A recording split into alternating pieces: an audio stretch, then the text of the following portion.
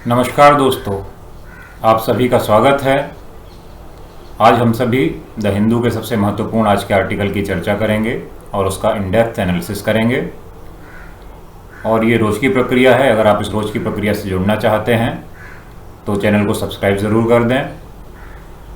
अभी 2 दिन पहले ही हमने I2U2 पर चर्चा की थी नॉन अलाइनमेंट ऑल अलाइनमेंट से संबंधित वीडियो में।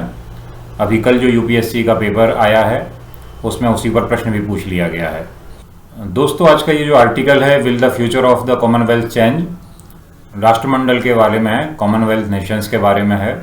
और ये जो आर्टिकल है इसका जो ट्रिगर पॉइंट है वो है क्वीन एलिजाबेथ की मृत्यु, जिसके बाद किंग चार्ल्स ब्रिटेन के शासक बने हैं। दोस्तों, ये जो राष्ट्रमंडल है इसमें कुल 56 देश हैं और ये देश अफ्रीका, अमेरिका, एशिया पैसिफिक सभी जगह से आते हैं।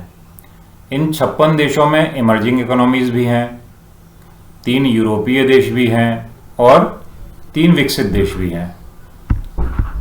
जो विकसित देश हैं वो हैं ऑस्ट्रेलिया, कनाडा और न्यूजीलैंड, और यूरोपीय देश हैं साइप्रस, माल्टा और यूनाइटेड किंगडम। जो हमारे 56 कॉमनवेल्थ राष्ट्र हैं इन्हें रिपब्लिक और रियाल्स में बांटा जा सकता है।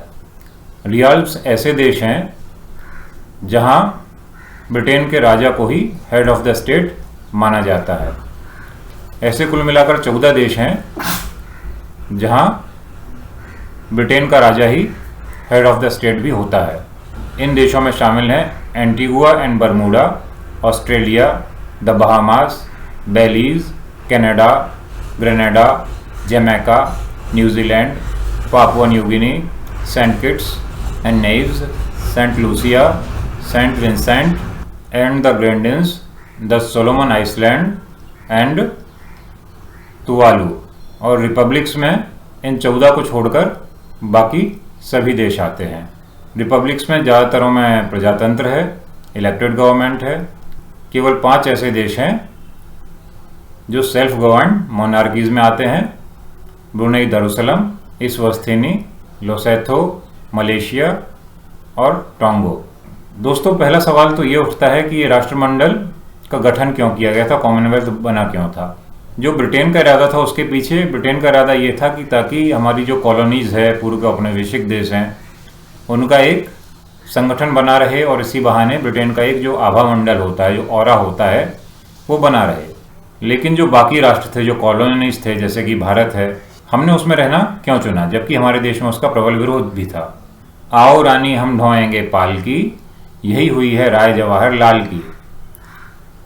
लेकिन दोस्तों, कवि प्रायः कई बार ज़्यादा सख्त हो जाते हैं। वास्तव में उस वक्त हमारे देश को राष्ट्रमंडल जैसे संगठन की ज़रूरत थी। हमारा देश नया नया आज़ाद हुआ था और हमको एक मंच की आवश्यकता थी जहां सारे देश मिलकर इन विषयों पर बात कर सकें, पॉलिसी कोऑर्डिनेशन हो सके और उस पॉलिसी कोऑर्डिनेशन के साथ सारे देश एक साझे विकास की ओर बढ़ सकें। और अब राष्ट्रमंडल का भी वही उद्देश्य हो गया है। 2018 में जो राष्ट्रमंडल की बैठक हुई थी उसका शीर्षक भी था साझा भविष्य की ओर।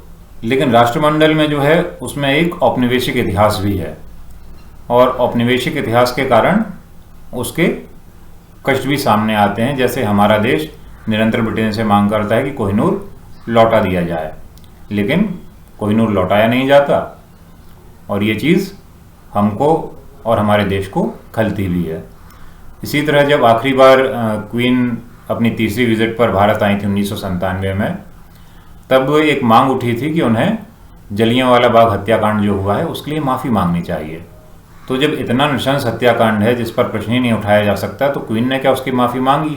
नहीं, वो 1997 की भारत यात्रा पर आई, उन्होंने उल्लेख किया कि कुछ दुखद घटनाएं हो गई और उल्लेख करके छोड़ दिया।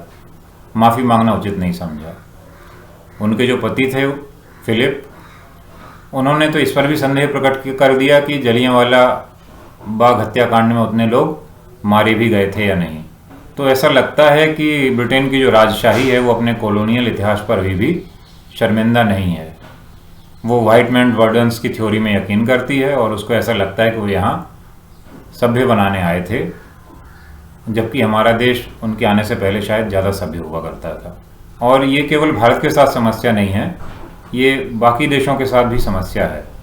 अभी कुछ महीने पहले ही मार्च 2022 में जब किंग चार्ल्स के बेटे और उत्तराधिकारी प्रिंस विलियम और उनकी पत्नी केट कैरिबियन की यात्रा पर गई थी, तो वहाँ भारी मात्रा में विरोध प्रदर्शन हुआ था और जो गुलामी वाला ट्रेड था, स्लेवरी थी, उसके संबंध में क्षतिपूर्ति की मांग की गई थी। तो यद्यपि कॉलोनियल युग को बीते 50 साल से अधिक हो चुके हैं, लेकिन उसके दाग अभी भी गए नहीं हैं, उसके जख्म अभी भी भरे नहीं हैं। तो दोस्तों, जब ये परिवर्तन अब हो गया है कि क्वीन एलिजाबेथ की जगह चार्ल्स तृतीय शासक बन गए हैं, तो क्या ये संभव है कि कुछ और देश राष्ट्रमंडल में रियाल्म से हटकर डेमोक्रेसी बन जाए, उनका जो हेड ऑफ द स्टेट है वो ब्रिटेन का राजा ना रहे? 2021 में बारबाडोस 18वां देश बन गया था जिसने ब्रिटेन के राजा रानी को अपने शासनाध्यक्ष के पद से हटाया। Australian prime minister Anthony Albanese ने जून 2022 में पहली बार इसी काम के लिए एक मंत्री नियुक्त कर दिया है। Bahamas, Antigua, Barbados, Belize, Grenada, Jamaica, Saint Kitts, Nevis, ये सारे देश भी उसी डायरेक्शन में बढ़ रहे हैं। मतलब ये भी चाहते हैं कि धीरे धीरे परिवर्तन ले आएं और इनका जो शासक है वो इनका स्थानीय व्यक्ति हो, ब्रिटेन के महाराज इनके शासक ना हो। इसके अलावा न्यूजीलैंड की प्राइम मिनिस्टर जो है, उन्होंने कहा है कि अभी वो महाराज के साथ हैं, लेकिन समय आएगा तो वो भी रिपब्लिक की दिशा में बढ़ेंगी।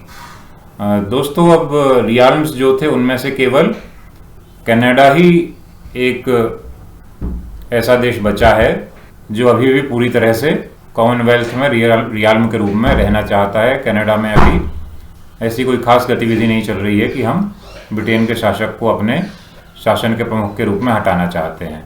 कुल मिला के ये समय की ही बात है और राष्ट्रमंडल यद्यपि बना रहेगा, क्योंकि उसकी उपयोगिता इस रूप में है कि वहाँ बहुत सारे विकासशील देश और कुछ विकसित देश मिलकर नीति निर्धारण कर पाते हैं। लेकिन जो रियाल्म वाली स्थिति है, जो पहले बहुत ज़्यादा देश थे, वो निरंतर कम होते जा रहे हैं। पहले 32 से अधिक देश रियाल्म में थे, अब केवल 14 बचे हैं। ये धीरे धीरे कम होते जाएंगे। दोस्तों, यदि आपको वीडियो पसंद आया हो तो इसे शेयर, लाइक, सब्सक्राइब ज़रूर करें। और यदि आप चाहते हैं कि किसी टॉपिक विशेष पर चर्चा की जाए तो उसको कमेंट में उल्लेखित ज़रूर करें। आप सभी का बहुत बहुत धन्यवाद। Thank you.